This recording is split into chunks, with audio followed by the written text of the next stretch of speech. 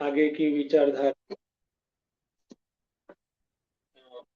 विचारधारा में हम भगवान बताते हैं ज्ञान योग की समरी।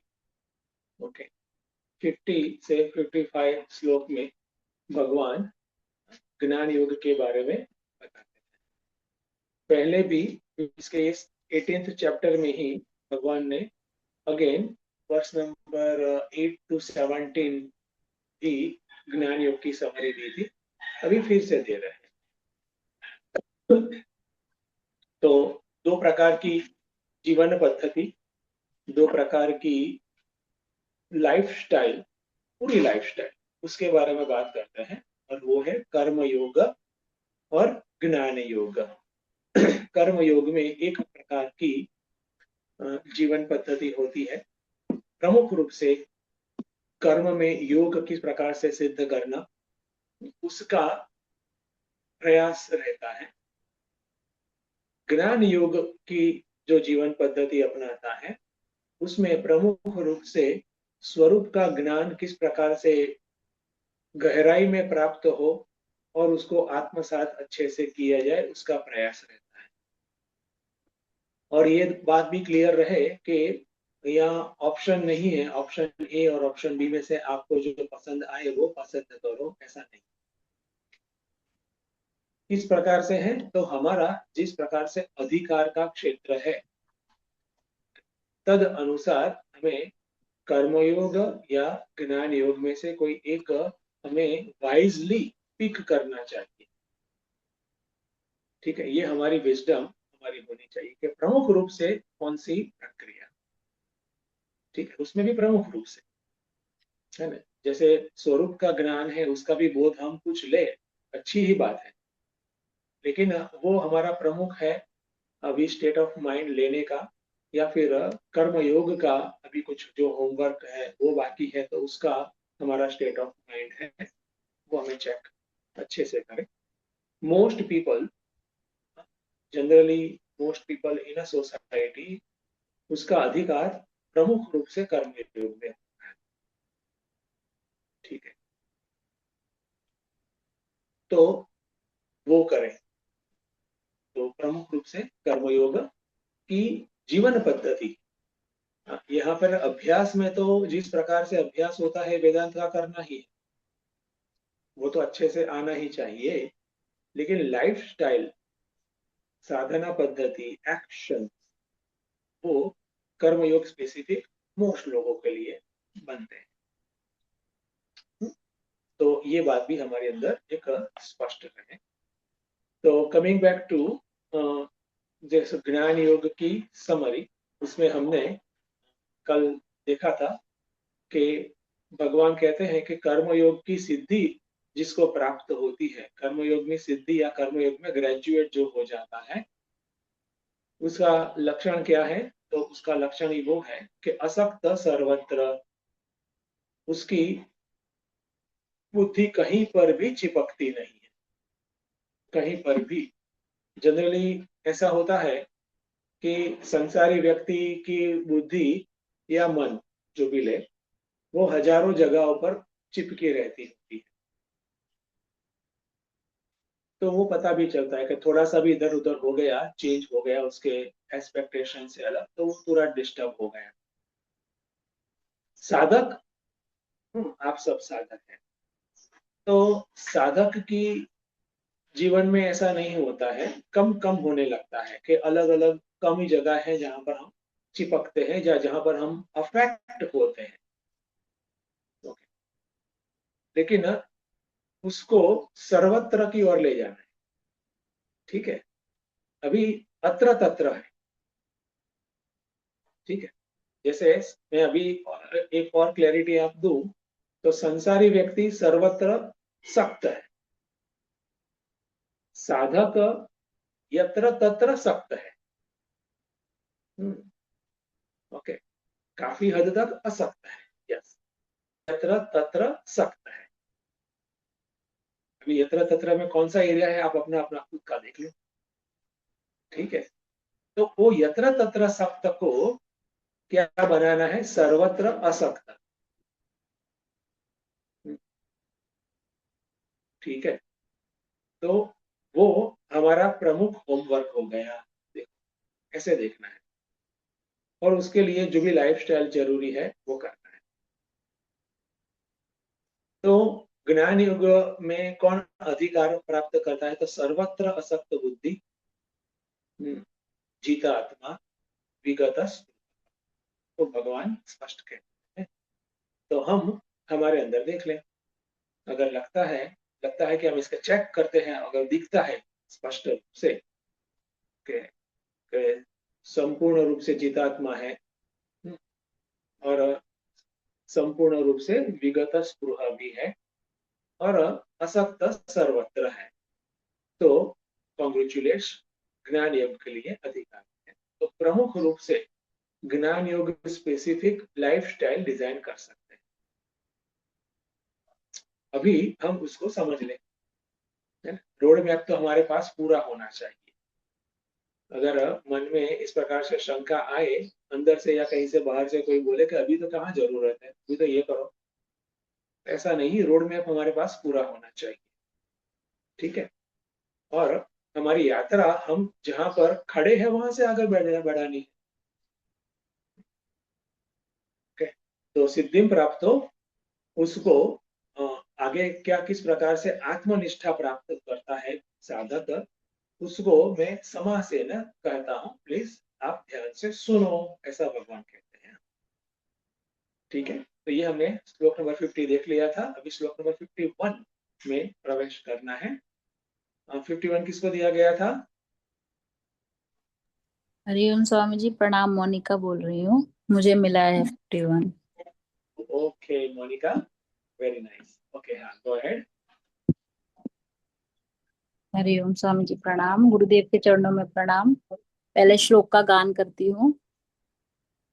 ओम श्री परमात्मने नमः। अथ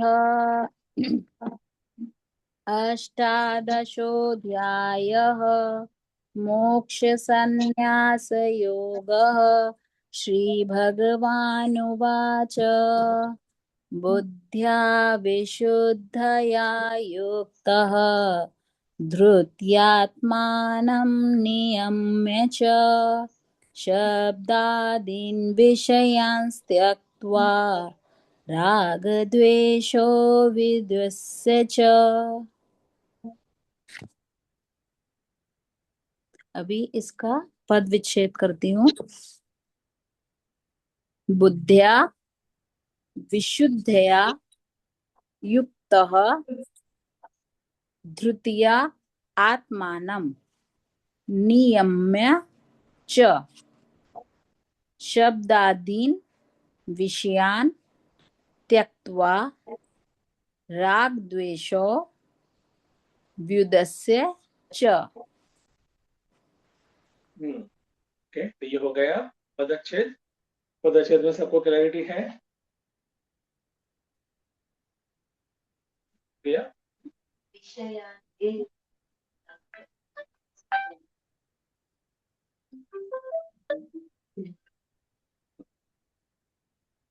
शयान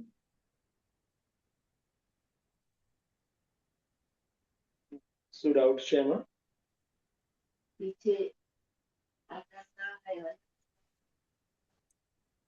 हाँ, तो वो कुछ संस्कृत का अनदर लॉ है,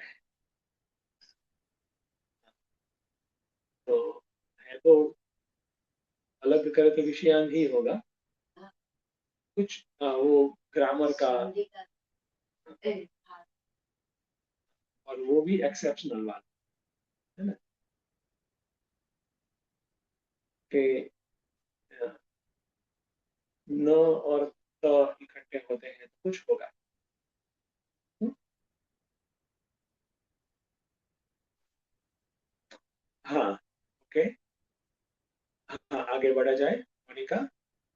जी, ऐसे तो ये तीन श्लोक 51, 52 और 53, ये तीनों मिक्स ही है। थोड़ा थोड़ा लक्षण इसमें चार दिए हैं, अगले में थोड़े और हैं। ऐसे तो ये तीनों का मिक्स ही अन्वय होना चाहिए, पर मैं अपने खाली इसी का ही करती हूँ अभी। क्योंकि इसमें कुछ लक्षण का ही है और उसके हिसाब से मैं बताती हूँ इसका अन्वय। विशुद्धया बुद्धया युक्तः च धृत्यात्मानं नियम्य च शब्दादीन् विषयान् त्यक्त्वा च राग द्वेषो विद्वेष्य च। फिर इसमें मैंने थोड़ा सा ऐड किया है, ब्रह्म भूयाय कल्पते। ऐसे मैंने इसको थोड़ा सा ऐड कर दिया है क्योंकि वो लास्ट में लिखा है 53 श्लोक में कि ब्रह्म को प्राप्त करता है। तो 4 लक्षण अच्छा है। के साथ जी। हाँ, बढ़िया। अभी एक बार फिर से अन्वय हो जाए। जी। विशुद्धया बुद्ध्या युक्तः च धृत्यात् धृत्यात्मानं नियम्य च शब्दादीन् विषयान् त्यक्त्वा च राग द्वेषौ व्युदस्य च ब्रह्म भूयाय कल्पते। ओके, इसमें अन्वय क्या किया? हरिओम स्वामी जी। हाँ, हाँ, हरिओम। पदच्छेद में ही धृत्यात्मानम है ना, उसका विच्छेद कर सकते हैं। वहां पे 2 शब्द हैं, धृत्या और आत्मानम। हम्म, वो पदच्छेद में किया था, अभी अन्वय में उसने सड़ंग लिया है, ऐसा है। Okay, good. हाँ, आगे मोनिका। इसमें कुछ वो अन्वय जैसा कुछ था ही नहीं, सारी में मैंने ऐड चैचल और लगा दिया बस।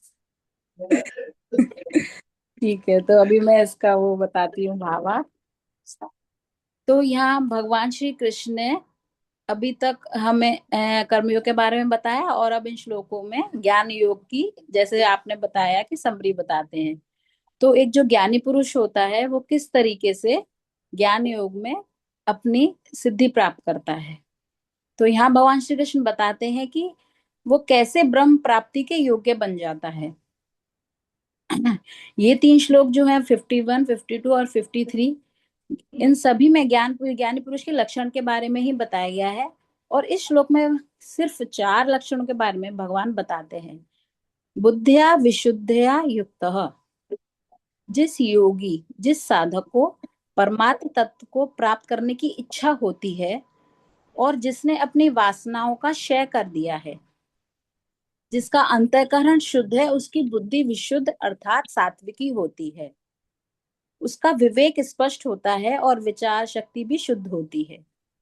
इस शुद्ध बुद्धि द्वारा ही वह अपनी जड़ताओं को, अपने संस्कारों का त्याग करता है। इसी अध्याय के 30वें श्लोक में भी भगवान ने सात्विक की बुद्धि का भली भांति विवरण बताया है।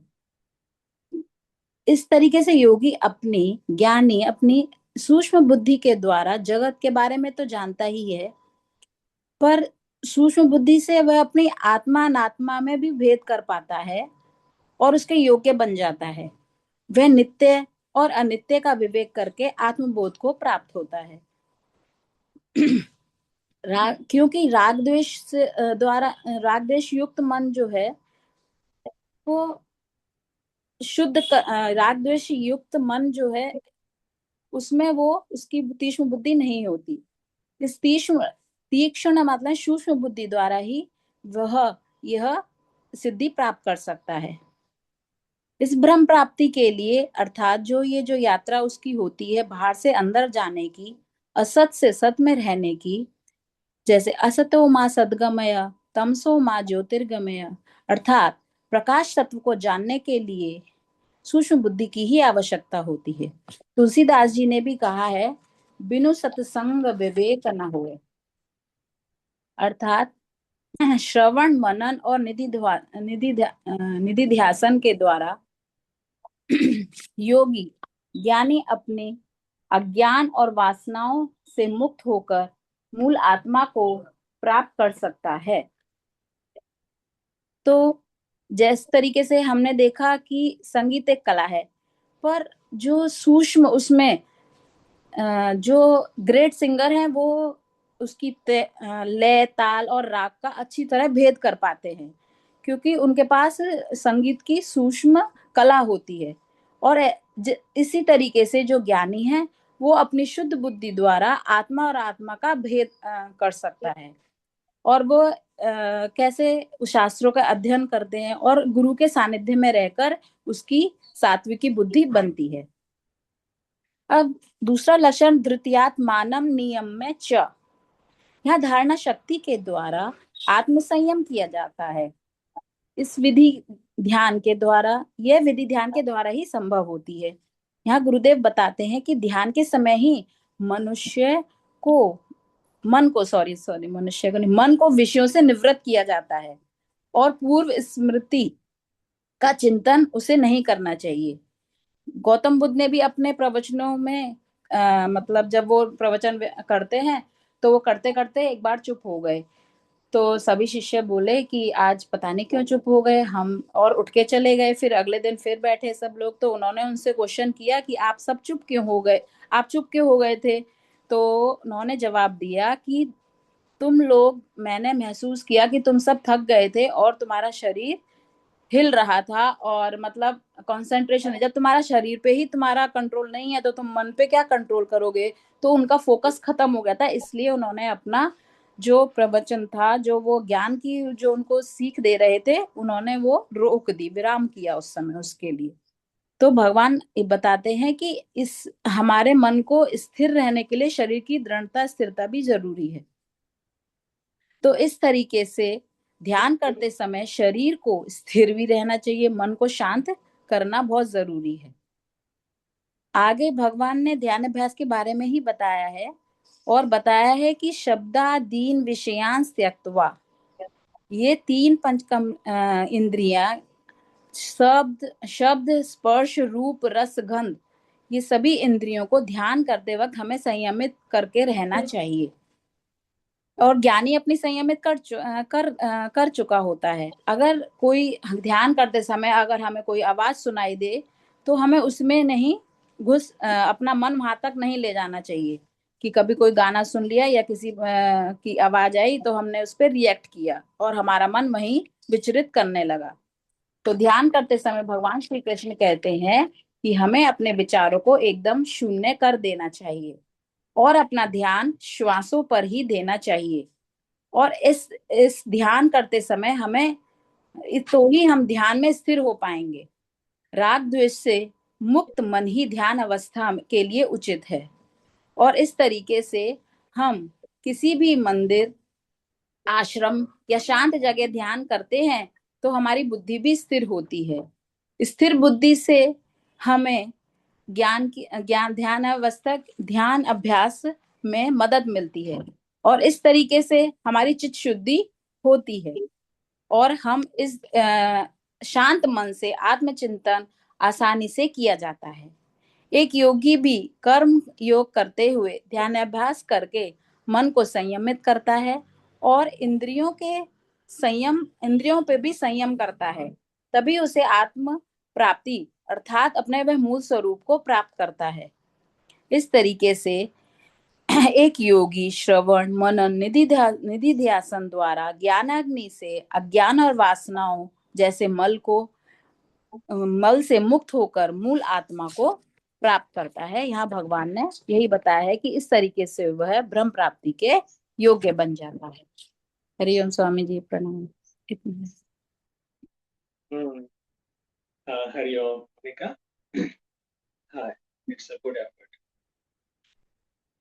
ये श्लोक थोड़ा हाइट वाला ही है क्योंकि आखिरी की लेवल की साधना या किस प्रकार से उसका चित्त की स्थिति होती है, जहाँ पर कुछ नहीं है वो बताया जाता है। राग द्वेष नहीं है, विषय है ना, अशुद्धि नहीं है, उसको विशुद्धि कहते हैं। तो यस, गुड एफर्ट। बस यहाँ पर इतना है कि जो ध्यान इस लेवल के योगी का बताया है वो चित्त शुद्धि के बाद की स्थिति है,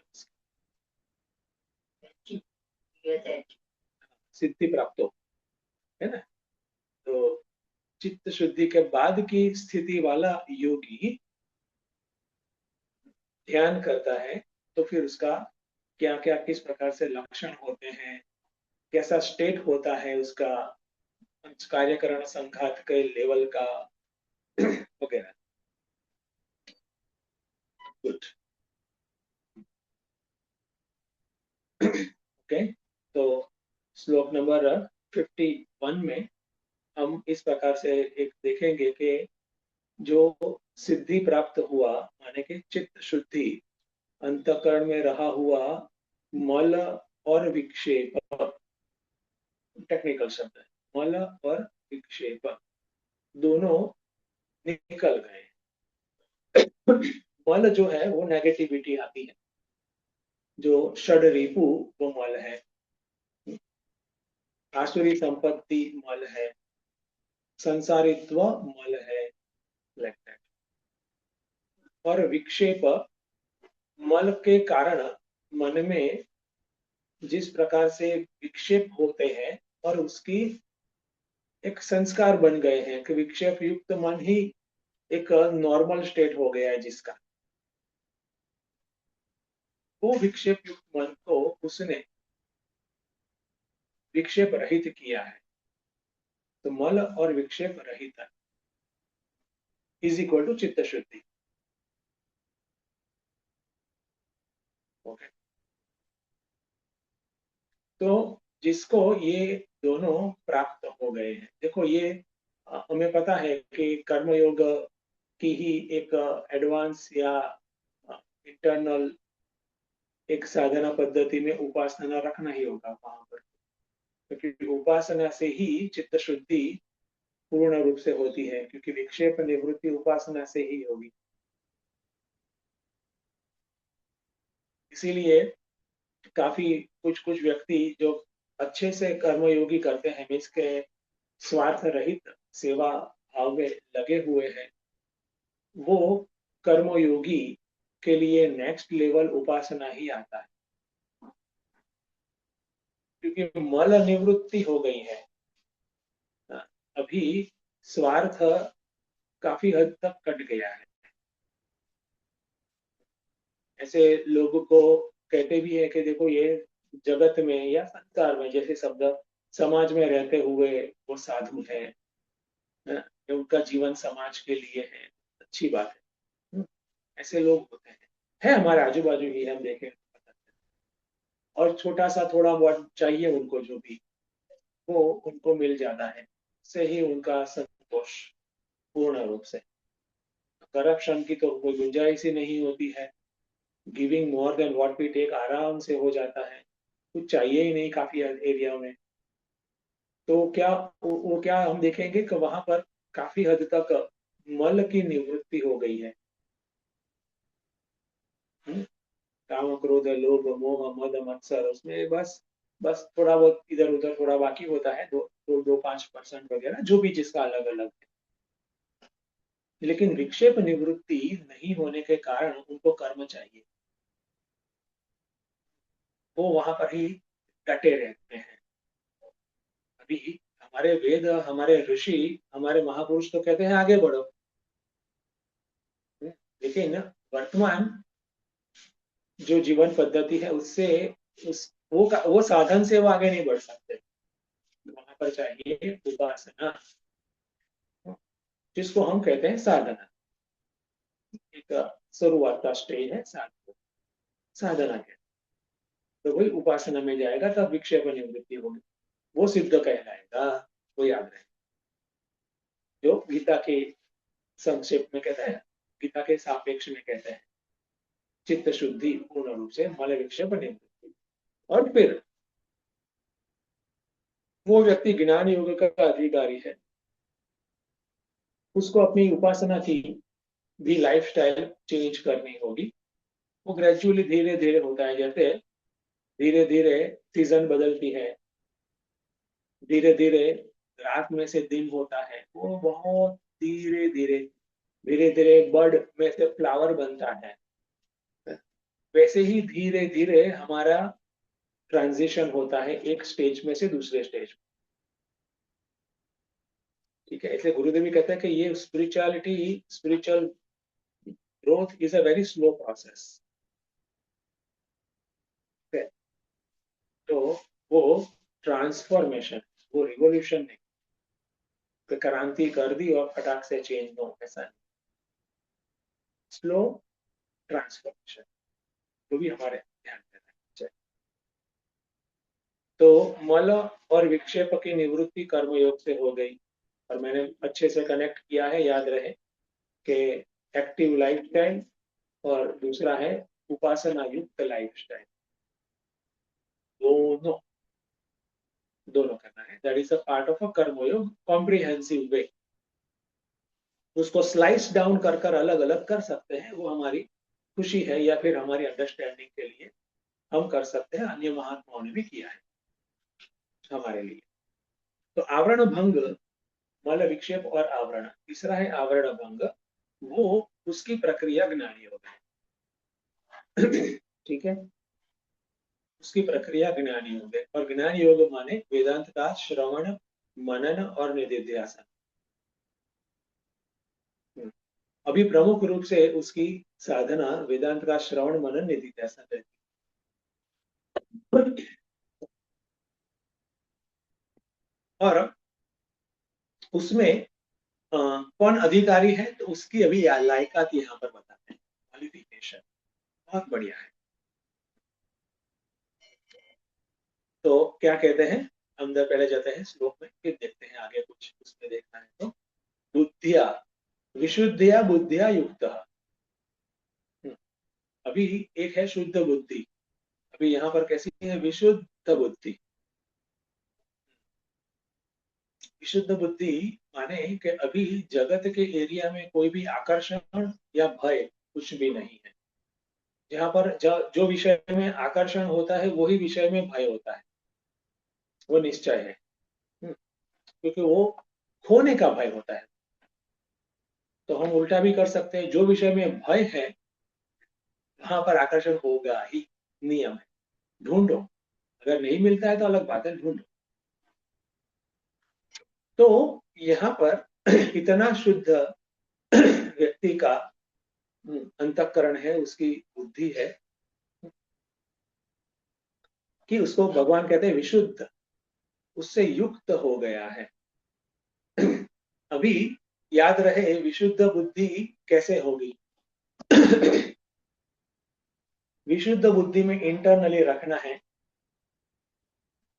एक बात है कि कर्मयोग से शुद्ध बुद्धि हो गई, विशुद्ध बुद्धि कैसे होगी, मीन्स और हायर लेवल ऑफ शुद्धि, वो श्रवण मनन से।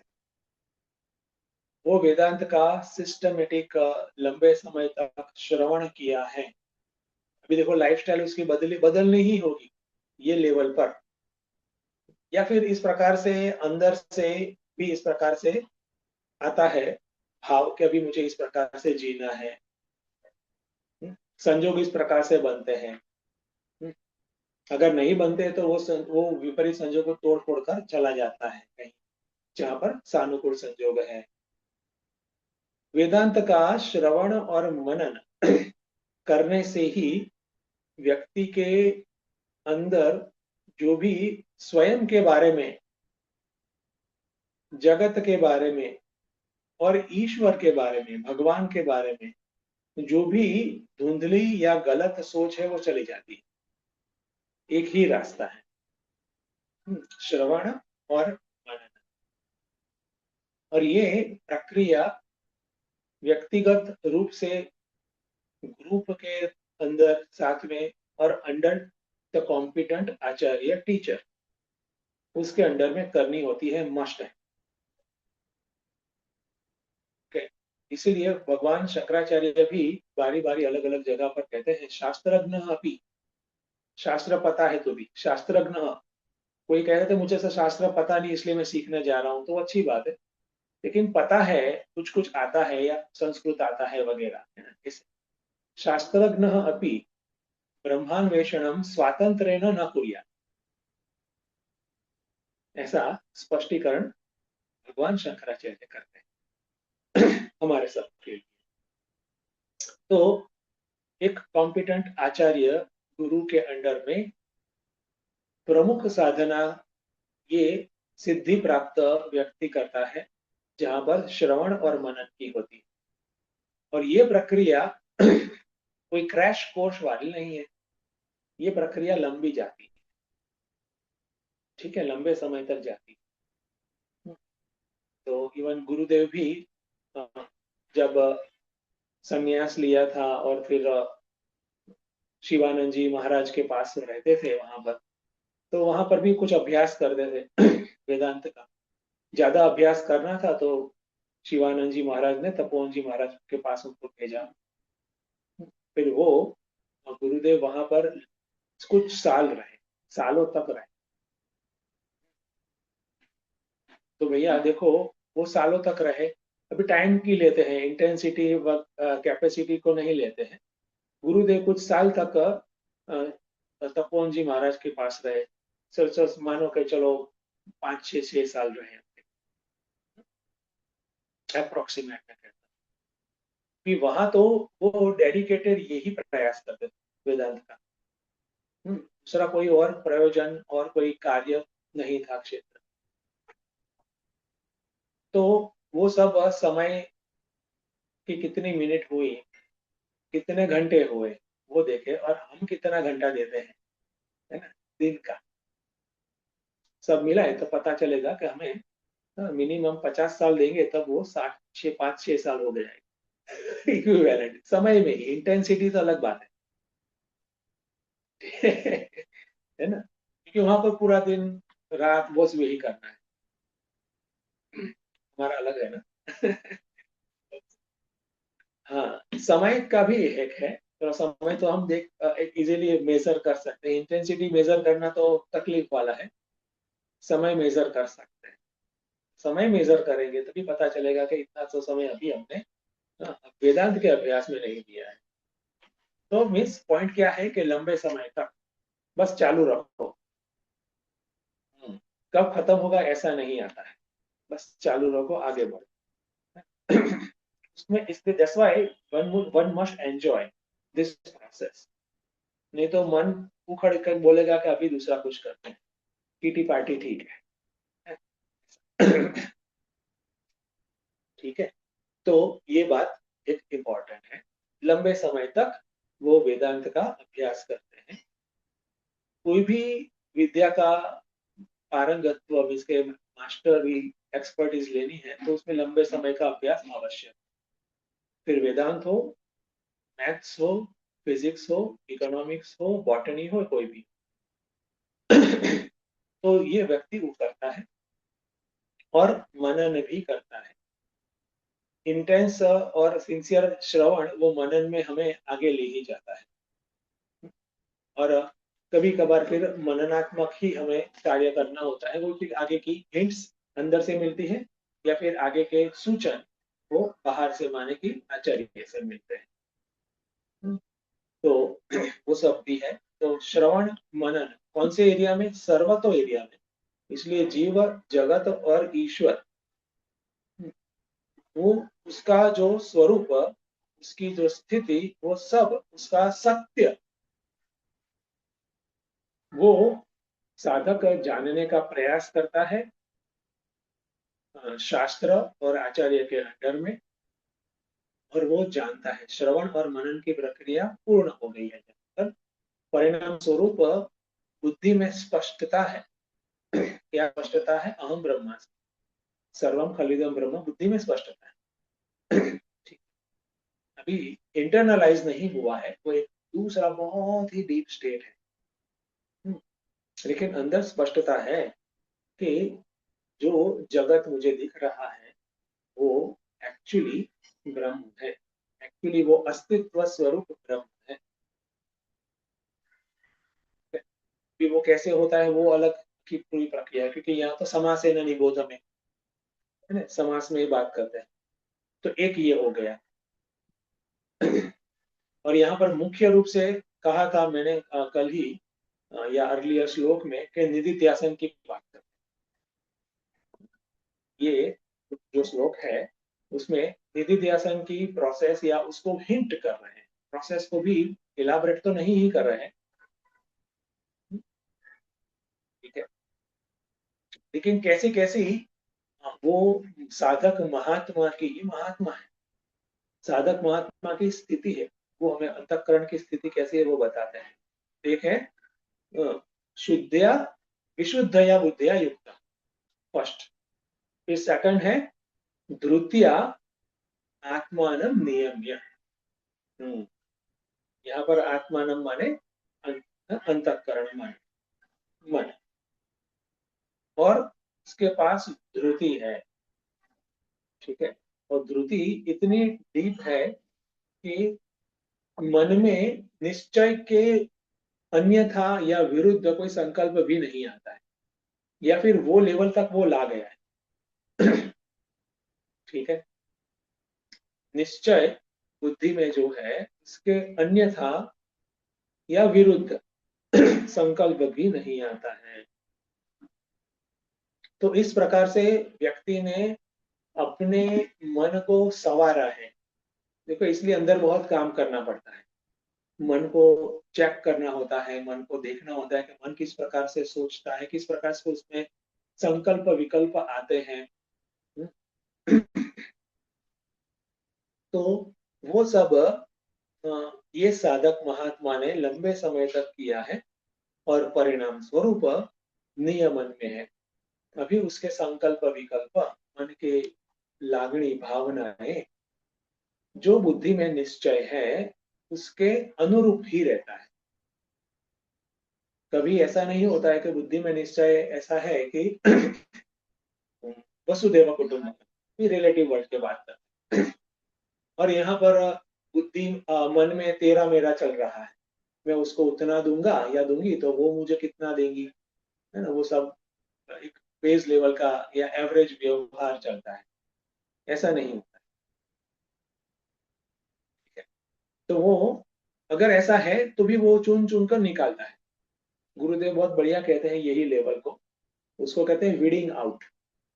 वीडिंग आउट एक्चुअली ये लैंग्वेज ऐसी है कि यहाँ पर तो हमें घास नहीं दिख रहा है, फॉरेन लैंड्स में काफी घास होती है, तो घास के अंदर वो वीड आ जाती है, दूसरा जो घास नहीं है लेकिन वो ग्रीन जैसा ही दिखता है, ठीक है। और जैसे खेत में भी कुछ बोते हैं, जो भी सब्जी वगैरह, उसके आजू बाजू भी वैसे कुछ घर खर खर यस खर आ जाता है, उसको वीड कहते हैं इंग्लिश में। तो गुरुदेव कहते हैं वीडिंग आउट इज नेसेसरी। सारी ग्रीन चीजें अच्छी होती है ऐसा नहीं होता है ना, यूजफुल होती है ऐसा नहीं होता, तो वीडिंग आउट इज नेसेसरी। तो ये आत्मानं नियम्य, मन में इस प्रकार से काफी कुछ कार्य उसने किया। एज ए रिजल्ट संपूर्ण रूप से मन काबू पे है, निश्चय बुद्धि के निश्चय के सानुकूल है। और फिर क्या करता है, अभी देखो आया, ये है एक और चीज करता है 1 2, ओके। फिर एक आंतरिक स्थिति ये भी है उसकी, वो देख लेते हैं पहले। आंतरिक एक आंतरिक स्थिति, बुद्धि एकदम विशुद्ध है। दूसरा, मन कैसा है, नियम्य है। तीसरा, जगत के एरिया में, जगत के एरिया में कैसा है, राग द्वेषो व्युदस्य च, व्युदस्य च ट्रांसफॉर्म हो गए हैं राग और द्वेष, ओके।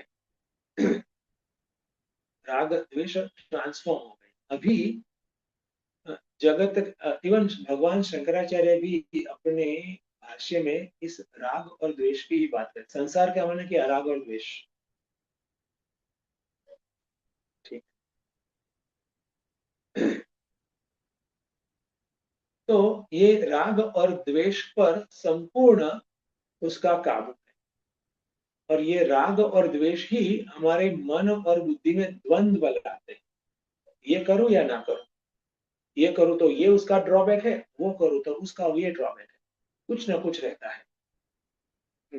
लेकिन ये करूं तो इस ऑप्शन 1 लूं तो ऑप्शन 2 का बेनिफिट भी नहीं छोड़ना है, और ऑप्शन 1 में जो बेनिफिट है वो तो लेना है, ऑप्शन 2 का भी बेनिफिट लेना, ऐसे ऐसे द्वंद्व होते हैं। तो एक या दूसरा प्रकार का जो भी द्वंद्व है वो राग और द्वेष के कारण ही आता है। ठीक है, स्वामी विवेकानंद बढ़िया कहते हैं कि दिन में, पूरे दिन में हम काफी अलग अलग लोगों को मिलते हैं, लेकिन कुछ लोग ही मेंटल इंप्रेशन में रहते हैं। ठीक है, बाकी सब तो आकर निकल जाते हैं, और वो मेंटल इंप्रेशन में दो प्रकार से रहते हैं, वो अच्छे लगे या बुरे लगे। सिंपल। तो स्टोरेज भी इस प्रकार से होता है अंदर मेमोरी में। हमें लगता है कि काफी कुछ तो न्यूट्रल है ना, ऐसा कुछ नहीं लेकिन वो हमें लगता है, एक्चुअली तो पता नहीं ना। तो ऑब्जेक्टिविटी की हाइट ये है कि राग और द्वेष पूर्ण रूप से ट्रांसफॉर्म हो गए। तो जगत के एरिया में जो वहां पर निस्पृहा शब्द है, स्पृहा रहित, हमने देखा था, अभी वो संपूर्ण रूप से स्पृहा नहीं है, संपूर्ण रूप से। तो ऐसी उसकी स्थिति है। हम सबका क्या है कि वेदांत का अभ्यास तो करते हैं बहुत अच्छे से, ब्रह्म सूत्र तक भी जाने वाले जाते हैं, अभ्यास करते हैं, उपनिषद का, दर्शन शास्त्र का करने वाले, लेकिन साथ में ये बस सब बाकी रहता है, राग द्वेष। तो फिर उस पर काम करते हैं ना। उधर उस पर बाकी रह गया तो फिर आपको आगे निधिध्यासन में स्थिर होने की या उसमें रुचि होने की भी दशा नहीं बनती है। उसको एक महात्मा बहुत अच्छे कैसे कहते हैं, बैकडोर एंट्री। एक है फ्रंट से एंट्री, लेवल 1 लेवल 2 ऐसा करके बैकडोर में सीधा अंदर घुस गए वेदांत में। तो फिर क्या करना पड़ेगा, जो बाकी होमवर्क है वो तो करो, है ना। जैसे कोई सीधा कॉलेज में चला गया, लेकिन उसको प्राइमरी का एक सब्जेक्ट बाकी है, फिर वहां पर जो जाना पड़ेगा स्कूल। कॉलेज में ही नहीं काम होगा, स्कूल में जाओ। अगर केजी का सब्जेक्ट है तो केजी में जाओ, है ना। ये अलग प्रकार की स्कूल है, जीवन की पाठशाला, वेदांत की या अध्यात्म की पाठशाला। तो राग द्वेषो विदस्य च, संपूर्ण रूप से डीप नियंत्रण है अपने मन के ऊपर। और नियंत्रण माने, याद रहे यहाँ पर मन सुखद, सुख रूप से बुद्धि के निश्चय को फॉलो करता है। पकड़ कर जकड़ कर रखा है छोटे बच्चों को पकड़ कर, ऐसा नहीं। नियंत्रण का मतलब वो देखो, विशुद्ध बुद्धि, अभी मैंने एक कहा था कि श्रवण और मनन की पूर्ण हो गई है साधना। परिणाम स्वरूप क्या होगा, बुद्धि का स्टेट क्या होगा? बुद्धि की स्टेट होगी अभी जो चैतन्य है, वो चैतन्य की उपस्थिति हमेशा से है अंतर बाह्य, उसको वो अप्रिशिएट करता है। और चैतन्य अभिमुख उसकी स्थिति रहती है।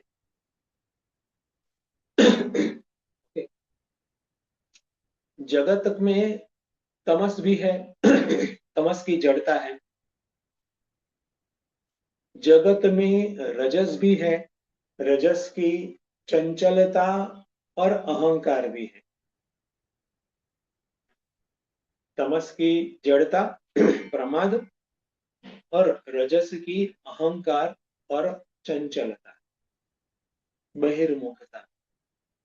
तो ये इस प्रकार की जो प्रकृति है, प्रकृति का ये एरिया है, उससे वो मुक्त हो गया है। और चैतन्य अभिमुख उसकी प्रज्ञा है। दोष मुक्त बुद्धि माने क्या, ऐसे देखना है। और नियंत्रण किसका है? स्व नियंत्रण। मीन्स के जो आत्मा के नियम है, आत्मा के गुण धर्म है, तद अनुसार उसका कार्यकरण संघात उसकी लाइन में चलता है।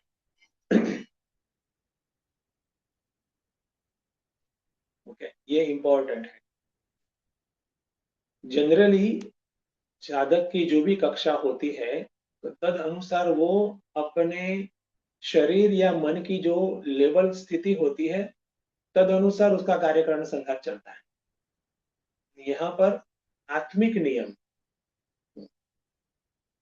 मन के नियम नहीं, साइकोलॉजी के सब जो मन के नियम है उसके बेस पर नहीं, शरीर के नियम तो डेफिनेटली नहीं, आत्मा के जो नियम है, अनंतता है जो इस प्रकार से, उसके बेस पर उसका कार्यकरण संघात चलता है, उसके विपरीत नहीं। नियंत्रण माने ये, ठीक है। और फिर वो क्या करेगा, ये हो गया है तो देखो यही स्थिति हमें कितनी भव्य लगती है, कितनी दिव्य लगती है। ऐसा लगता है कि कार्य हो गया है क्योंकि अभी कुछ बाकी ही नहीं रहा, ऐसा लगता है। हमें कभी कभार थोड़ा भी हमारा ऐसा स्टेट हो जाता है इस प्रकार का कि हम बाह्य आकर्षण से मुक्त एक आंतरिक सुख की, दिव्य सुख की स्थिति में रहते हैं, हमें लगता है काम हो गया, बस उसमें ही रहना चाहिए। अच्छी बात है, लेकिन उससे भी आगे की स्थिति है और उसकी गाइडेंस भगवान यहाँ पर देते हैं। क्या करते हैं, शब्दादीन विषयान त्यक्त्वा, शब्दादीन विषयान त्यक्त्वा, इंद्रिय के जो विषय है उसका संस्पर्श उसको छोड़कर, इसके अभी बाह्य रूप से एक्टिव न होकर, इसलिए व्यक्ति एकांत में जाता है। कभी एक्शन मोड में नहीं रहे। हिमालय में देखो काफी कितने साधु संत हैं बने, और देखो हिमालय माने सिर्फ चार धाम नहीं है ना, हमें तो चार धाम के इतने तो साधु दिखे नहीं, वहां पर रह गई रही बोल। बिज्जू तो अवश्य चार धाम ही देखते हैं क्योंकि सब जगह पर होटल चाहिए, रेस्टोरेंट्स चाहिए, बिज्जू क्यों वाले सब सब। तो हिमालय में विशाल है और अलग अलग दूसरी भी जगहें रखें। तो इस प्रकार से शब्दादीन विषयान त्यक्त्वा राग द्वेषो विदस्य च, और फिर लगे रहते और उनको उनके हृदय में इतना प्रेम होता है, वो जब नजदीक जाते हैं तब पता चलता है, बाकी तो उनको भी दूर से तो इसके लोग डिस्टर्ब करते हैं ना, चलो ऐसे रखते हैं एक दूसरे, उसी का भाव होता, डिस्टर्बेंस का नहीं होता, लेकिन उनको डिस्टर्बेंस लगता है, एकांत चाहिए वगैरह, तो टफ फेस रखते हैं अंदर से, बहुत ही प्रेमी। तो अभी मैं उनके बारे में नहीं ज्यादा कहता, लेकिन पॉइंट क्या है, शब्दादीन विषयान त्याग, सभी ट्रांजैक्शंस को टेंस टू जीरो करना, क्योंकि इंद्रिय का विषय से संस्पर्श होगा तो कुछ हद तक मन प्रभावित होता ही है, ठीक है। तो और दूसरा है देहगत संवेदना, वो भी नेचुरल है, ठीक है। और संवेदना सुखद भी होती है, दुखद भी होती है, वो नेचुरल है, ठीक है। तो ये संवेदना, ये मन में आता जो जितना भी फ्रैक्शन में आता प्रभाव, हमारे जैसा नहीं है, फ्रैक्शन में आता प्रभाव भी नहीं चाहिए, अननेसेसरी है इसमें, ठीक है। तो क्या करते हैं, शब्दादीन विषयान त्याग, तो हैविंग डन, त्यक्त्वा माने कि ऐसा करके, ठीक है। मोटी मोटी सी बात करें तो प्रत्याहार करके, ठीक है। हम योग की परिभाषा में देखें तो प्रत्याहार, तो पूरा, फिर धारणा करता है, ऐसा वो लाइन में मत सोचना फिर, ये बहुत ही ऊपर की प्रक्रिया हो गई है, विशुद्धया बुद्धया तृतीय आत्मानंद नियम या राग देश युद्धस्य, अच्छा बहुत ऊंची प्रक्रिया।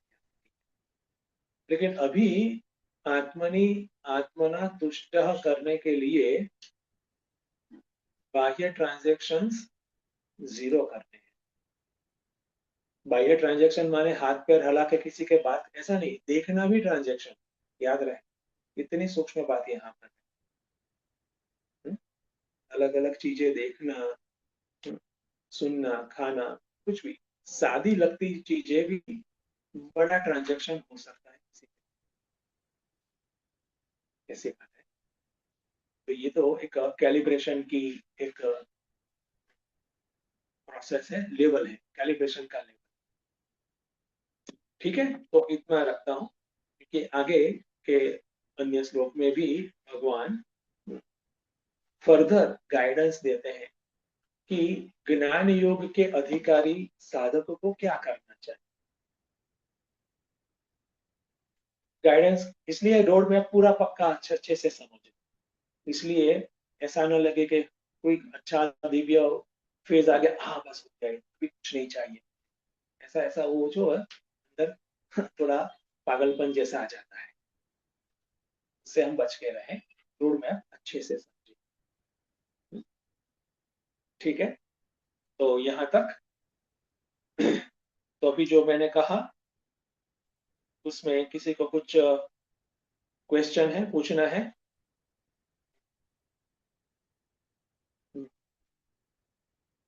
ऑनलाइन, पहले ऑनलाइन लेते हैं, ऑफलाइन तो डोमिनेटिंग है। Okay, yes.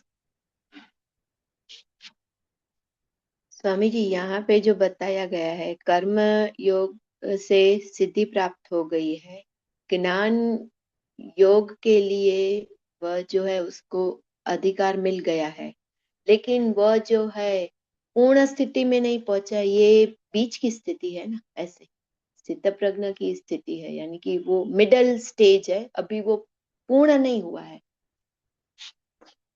यस, यही है। अभी पूर्ण, मैं ऐसा कहूंगा, मिडल तो बहुत ही थोड़ा ज्यादा हो जाएगा, मीन्स के रफ जैसा हो जाएगा, पूर्ण स्थिति के नजदीक। क्योंकि बड़ा जो काम है ना, वो अंतःकरण शुद्धि वाला, बड़ा काम वो है, इसके लंबा काम, टीडीएस जॉब वगैरह वो सब वो है। आई गिव एग्जांपल, भगवान रमन महर्षि, वो कहते हैं कि अलग अलग प्रकार के साधन, उसको एग्जाम्पल से, दृष्टांत से कनेक्ट करते हैं। कहते हैं कि कुछ साधक गीली लकड़ी जैसे होते हैं, तो उसको तो सुखाने में वो आग ही नहीं लगती, धुआं धुआं ही रहता है। ठीक है? कुछ साधक सूखी लकड़ी जैसे होते हैं, थोड़ा प्रयास करो हो गया। और कुछ साधक गन पाउडर जैसे होते हैं, स्पर्श हो गया। तो ये जो स्टेट है ना, उसने सुखाया है अपने आप, गीले में से सूखा किया है और गन पाउडर जैसा बनते हैं। सूखी लकड़ी को भी हमें प्रयास करना, सब सब हवन करते हैं, पता होता है कि हमें केयरफुली प्रयास करना है ना, उसको प्रज्वलित करने के लिए अग्नि प्रॉपरली। गन पाउडर में वो बिल्कुल भी प्रयास नहीं। तो श्रवण मनन पूरा हो गया है, इसका गन पाउडर जैसा ही बन गया है ना। सिद्धि प्राप्त हो, इसका कर्मयोग भी फिनिश हो गया है, बहुत अच्छी सूखी लकड़ी हो गया है। तो अभी फिर देर नहीं है ना, जो बड़ा सा चंक है वो निकल सक्सेस फिनिश हो, तो काफी नजदीक है सर, स्थित प्रज्ञ की अभी बहुत नजदीक। ठीक है, नहीं कह सकते स्थित प्रज्ञ इसी को तो ब्रह्म ज्ञानी, तो वही बोल रहे हैं, स्थित प्रज्ञ इक्वल टू ब्रह्म ज्ञान, तो ये हो गया है। नजदीक है, आई टोल्ड यू, है ना, मिड में नहीं है। मैं मिड वे में objection, is a closure, is very close, clear, okay. यानी कि वो गुणा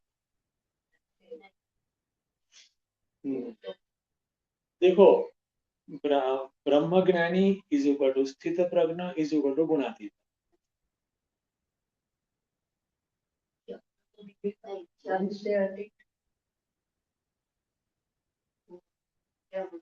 शास्त्रीय भाषा में इसको वर्डिंग्स को देखकर स्टेज समझ में आ रहा है। हाँ, अच्छी बात है, स्टेज समझ में आ रहा है, तो लेकिन वो अभी शास्त्रीय भाषा में वर्डिंग्स को भी समझना चाहिए, क्योंकि कोई भी साइंस होता है उसकी टर्मिनोलॉजी होती है, वो साइंस वही टर्मिनोलॉजी में हमें समझना चाहिए, तब हम अच्छे से समझ सकते हैं, अंदर एम्बिग्यूटी नहीं होती है ना। तो हमें लगा समझ गए, लेकिन ना भी हो, ऐसा भी हो सकता है। तो जो भी साइंस है उसकी टर्मिनोलॉजी है, तो इस प्रकार से। Okay, anybody online?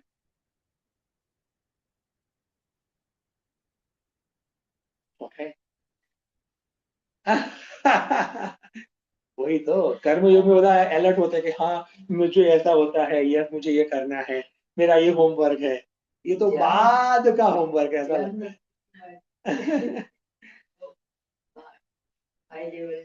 Okay, अच्छा, it is. પણ એટલે that's why I told again and again कि एज ए रोड मैप हमें अच्छे से जानना जरूरी है, और प्रॉपरली जाए, ऐसा नहीं कि तब देखेंगे, वो प्रमाद भी नहीं करना है। ये अच्छे से जानेंगे तो ये बात हमें इंस्पायर, चलो चलो ये भी करना है, ये फिनिश करेंगे तो उसमें हम एंट्री बनेगी। बच्चे को कहते हैं ना कि आपको कौन सी कॉलेज में क्या बनना है, क्या बनना है, छोटा सा होता है क्या बनना है क्या बनना है, अभी तो बहुत देर है, लेकिन उसको एक इंस्पिरेशन देते हैं, एक ड्रीम देते हैं कि आप ये करना, ये बनना है, ये कॉलेज बहुत बढ़िया है, जो भी जिस प्रकार से जिसका लेवल। ओके, तो यहाँ तक रखते हैं।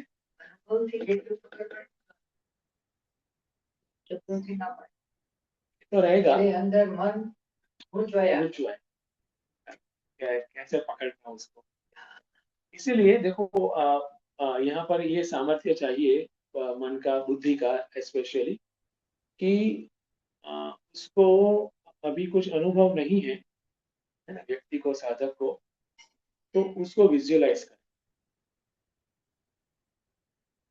स्वयं को अनुभव नहीं, विजुअलाइज करे। या फिर कोई महात्मा है, कोई इस प्रकार से ज्ञानी है, प्रत्यक्ष या परोक्ष, उसका स्टेट, जैसे हमारे लिए गुरुदेव है, तो उसका स्टेट जो है, उसका जो भी हमारे पास अनुभव है, परोक्ष पता है ऐसे थे ऐसे थे, या कोई भी दूसरे महात्मा ज्ञानी, उसको ध्यान, तो कुछ हेल्प हो सकती है। विजुअलाइजेशन इज अ प्राइमरी, वो जरूरी है, वो बुद्धि की एक कैपेसिटी वो वो बढ़ाए। हर क्योंकि सिर्फ अनुभव के बेस पर ही हम रिलाय रहेंगे तो ये नहीं कर पाएंगे, ये नहीं कर। ओके, अभी आरती करेंगे।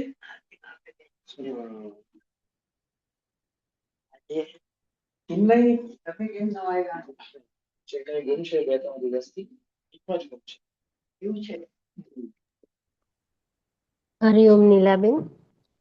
હા, હા, ચિન્મયને હમણાં કોલેજમાં કોન્ફરન્સ ચાલે છે. તો આજની રાતની મીટિંગમાં આવી શકવાના છે. હા, આવી શકવાના છે. આપ આજે સવારમાં નીકળી નીકળ્યા બહાર. એ કોલેજ હા ના વહેલા 8 વાગે કોલેજે જતા રહે ને એટલે. હા, आरती श्री चैतन्य सद्गुरु की, दिव्य रूप मूर्ति करुणा की, आरती सद्गुरु की। चरणों में उनके शांति समाये, शरणागत की भ्रांति मिटाए, पाप ताप संताप हरण की, आरती श्री चिन्मय सद्गुरु की, सद्गुरु की।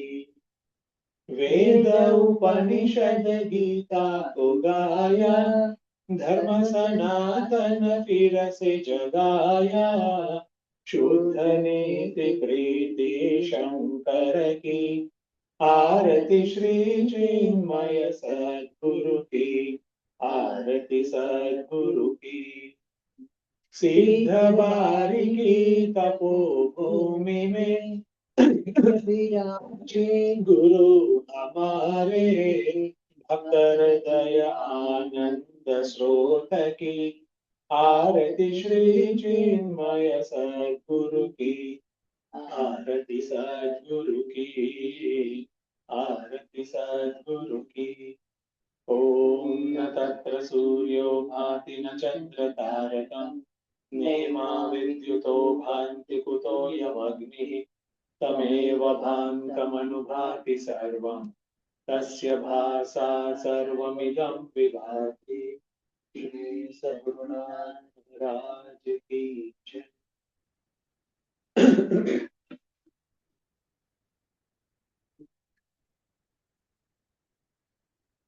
राइट, आरती लई लेशो।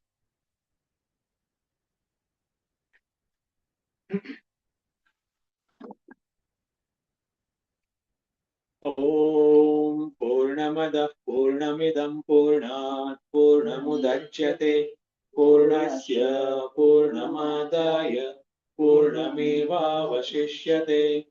ओम शांति शांति शांति।